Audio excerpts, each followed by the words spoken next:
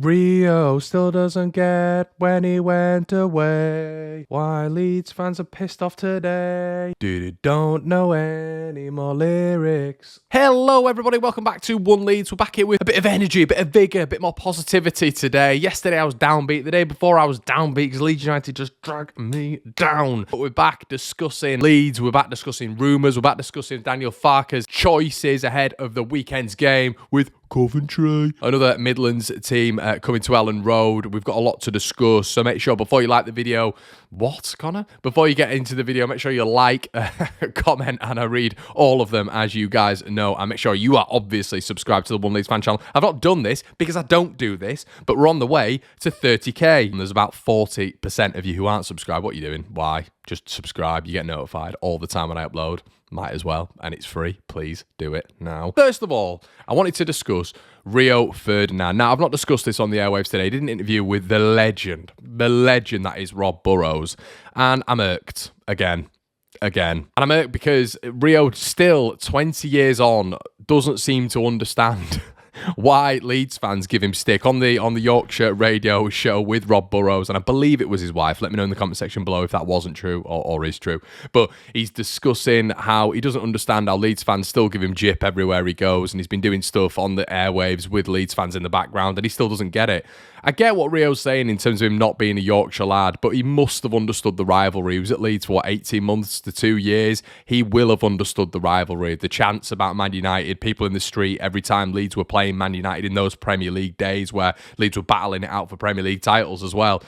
He must have understood, and he just comes across once again as not understanding why Leeds fans give him jip everywhere he goes. Rio, get with the programme, mate. You definitely understand what's going on here. So, guys, there is also a left-back chat, left-back natter, which is increasing. Who do we go for, Connor? Who on earth do we go for? Anybody? That is the question. And Leeds United's number one priority in this window has to be a left back, please, and a central attacking midfielder. But let's start with the left back. There's been a few names going on the sound waves, on the airwaves this morning. It has been, number one has been Sergio Gomez at Manchester City. I'm going to give this one a big fat no. There is just no chance he's going to be coming to Leeds, and I don't really get the rumours around this guy. Sergio Gomez is going to be playing, he's been playing very, very well when he has featured for Manchester City, in my opinion. And I think, obviously, I think it was the Euro under-21s he was playing for in the summer. I think he got player of the tournament. He was unbelievable. Listen, if Gomez is going anywhere, it's going to be probably be to a European La Liga side, probably someone like a Betis or someone like, I don't know, someone of that ilk in Serie A, just that level basically, where he's going to be competing in Europe. There's also a potential he could be playing Champions League football. He's almost in the same bracket as Zinchenko was at Manchester City. Zinchenko was probably playing a few more minutes, but overall he was never getting into that side. So yeah, Sergio Gomez is of that same ilk, and I think he'll be going to a top side. He's not going to be coming to Leeds United, everybody. Apologies for that one. But another name that's been going around has been Hume. Now, we mentioned him on the preview of the Sunderland game. He's a very good player, but he is a right back. He can play centre back, and apparently there's links for him to come to Leeds United. Can we just stop this? Can we stop this? I'll go through the names again. Berardi, Dallas, Alioski, Ayling, Strauch, Byram, Spence. Let's just get a natural left back, a proven natural left back. There are many out there. If we just flush that budget at a club because we are one of the top teams in the division going for promotion, listen, whoever we go for in this division, in my opinion, will be excited to come to Leeds United. I think we could do the bully boy tactic. I keep saying this, and we haven't done it to the fullest extent. We did it Swansea, really, with Perot. They couldn't do much about it. We went there with big capital and said, look, we're Leeds United. We're taking your best player.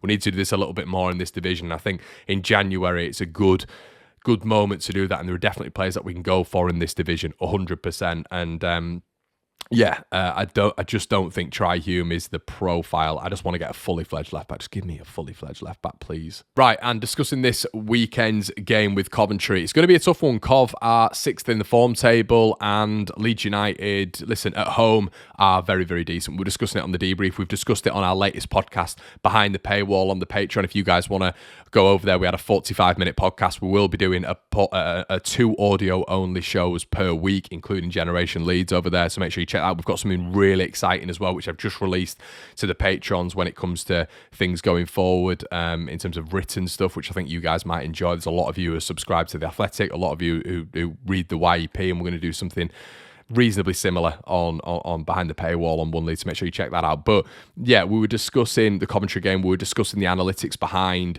the Ipswich game coming up as well, which is their East Anglian derby this weekend against Norwich.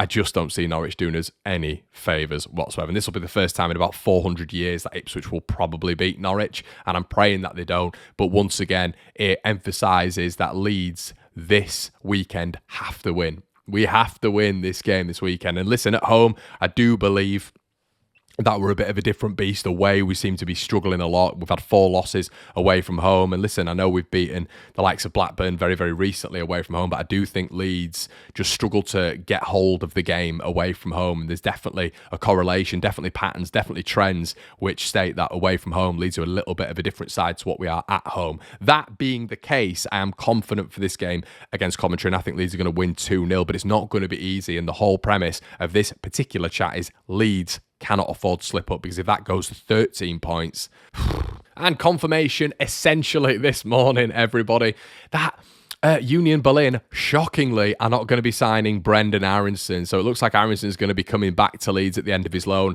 German paper Bild has said that apparently that Union Berlin are not happy with him whatsoever and have not been happy with the loan. Wow. Could have told you that before you got him, lads. Could have told you that before you got him. This guy has got an unbelievable agent.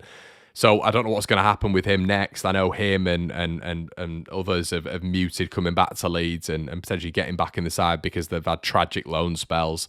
But listen, Brendan Aronson, I do not want to see him anywhere near this Leeds United 11 or squad. He's nowhere near good enough, even at championship level. And interestingly enough, we were discussing this not long ago about Leeds United. It was on the debrief. Make sure you check that out, everybody. It was an extensive look. There's time codes at the bottom of that if you want to skip to certain parts of the video. But I'd definitely recommend sitting through the whole thing with me, Brownie, and Oscar last night. But we were discussing what Leeds need up front in these games, in these away games where we just seem to we can't get through a press. You know, in certain away games, if teams press is high, we can't get through it. We have to go long. Now, you have to have a little bit of a presence up there to be able to hold the ball up and for Leeds to win those second balls. Now, we are not talking about the man on the bench, the man who will remain unnamed, and the man who you guys will go nuts over. But it is that type of player. You need a Patrick Bamford-esque type of player, 6'1", 6'2", who's going to almost attract the attention of a lot of our centre-backs. And it sounds very archaic, but, you know, we were talking in the summer about maybe acquiring a Ross Stewart. You know, Ross Stewart's, 6'3", 6'4". He's gone to Southampton, okay, as maybe an alternative to Joel Perreault, as in being able to get the ball, hold it up, and then bring the likes of Crysencio Somerville, Nonto, James, whoever into the game, Jaden Anthony. And we need that in some of these games because if we do try bypass the press, we don't really have ball holders, in our offensive third, and we need that. So it's going to be interesting to see if Leeds United in the January window do indeed go for a presence up top who's going to be able to hold the ball. We mentioned last night an Ashley Barnes type who, you know, was unbelievable when Burnley won the title because he was able to bring in, you know, the wingers, the tricky wingers that Burnley had, and he was that focal point who, you know, when things were going poorly for Burnley, they bypassed the press. You know, they bypassed an opposition press. They didn't always play through it. I think that's key to note. And everybody, it looks like Joe GELHART is, the rumours are circulating that apparently Hull City are going to be interested in his signature. That'll be a fascinating one for Leeds United. Can we get a little bit of money for GELHART? It's not going to work for him at Leeds, and I don't really see him as an alternative for Perreault or even Bamford in that striker role, or Rutter if you want to put him up there.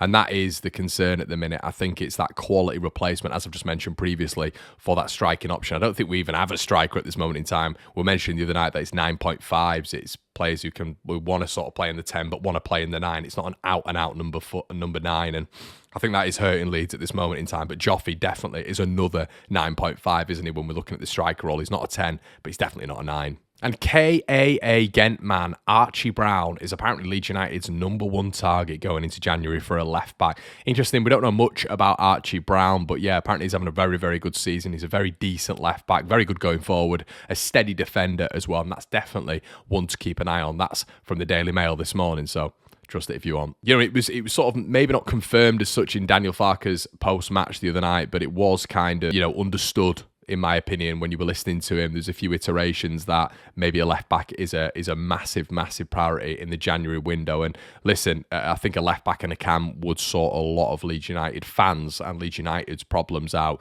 going into the new year. That's going to be it from me, everybody. I hope you've enjoyed it. Make sure you check out all the content on One Leeds. If you want some bonus content and some podcast content, audio only, head on over to the Patreon. We've got bonus bits over there consistently. We've got more things coming over there as well as coming to the main channel. But if you want some bonus bits, then you can head over there. Quick shout out to George Daniels, Stephen Haig, Lucas Milburn, Sean Gallagher, and Josh Coulson, the recent subscribers. That's going to be it from me, everybody. Make sure you like, comment, and subscribe, and I'll see you in a bit. Cheers.